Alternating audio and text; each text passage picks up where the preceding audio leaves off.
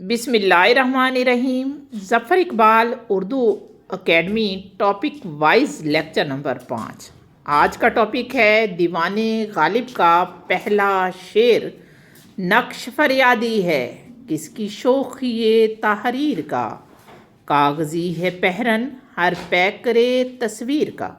आज हम इस शेर की तख्ती, बहर, हल लुगत और तशरीह को देखेंगे। इंशाल्लाह ये शेर आपको हर लिहाज से क्लियर हो जाएगा। जी शेर है, नक्श फरियादी है किसकी शोख ये तहरीर का, कागज़ी है पहरन हर पैक करे तस्वीर का। इस शेर में बहरे रमल इस्तेमाल हुई है और बहरे रमल के अरकान होते हैं फ़ाइलतुन फ़ाइलतुन फ़ाइलतुन फ़ाइलतुन। पहला शेर है और बहरे रमल मसमन मखजूफ में है। इस अरकान जो हैं फ़ाइलतुन फ़ाइलतुन फ़ाइलतुन और फ़ाइलतुन को मखजूफ करके फ़ाइलन किया गया है। अगर बात करें इस शेर की तख्ती की तो तख्ती कुछ इस तरह होगी। नक्श फरियादी है किसकी शोखिए तहरीर का, कागज़ी है पहरन हर पैकरे तस्वीर का। शेर को एक दफ़ा फिर पढ़ते हैं और इसकी लुगत को देखने की कोशिश करते हैं। नक्श फरियादी है किसकी शोख ये तहरीर का, कागज़ी है पहरन हर पैकरे तस्वीर का। दीवाने गालिब का पहला खूबसूरत शेर। नक्श कहते हैं स्केच को या शक्ल को, यानी शक्ल किसकी, सूरत, इंसान की सूरत। फरियादी फरियाद करने वाला। शोखिए तहरीर यानी तहरीर की शोखी, तहरीर की खूबसूरती, यानी अल्लाह ने हमें हमारा स्केच बनाया, हमारी सूरत बनाई, हमारी शक्ल बनाई, तो उस शक्ल की खूबसूरती यानी इंसान की खूबसूरती का इजहार। कागज़ी नफीस, बारीक, महीन, नापायदार यानी कागज़ जैसा।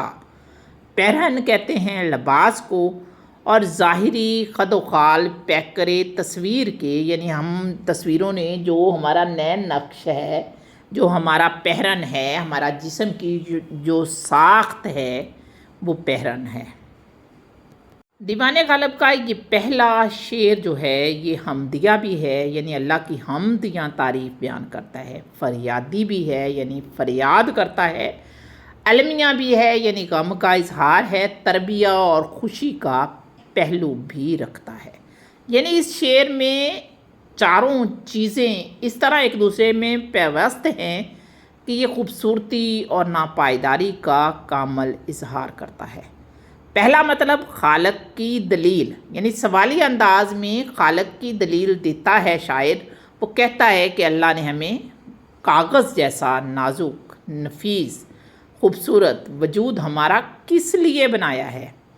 इस कदर खूबसूरत और नाजुक तख्लीक बनाने का कोई मकसद तो अल्लाह ताला का है ना, और वही कामल बनाने वाला है। वो कौन करता है, चीज़ें बन जाती हैं।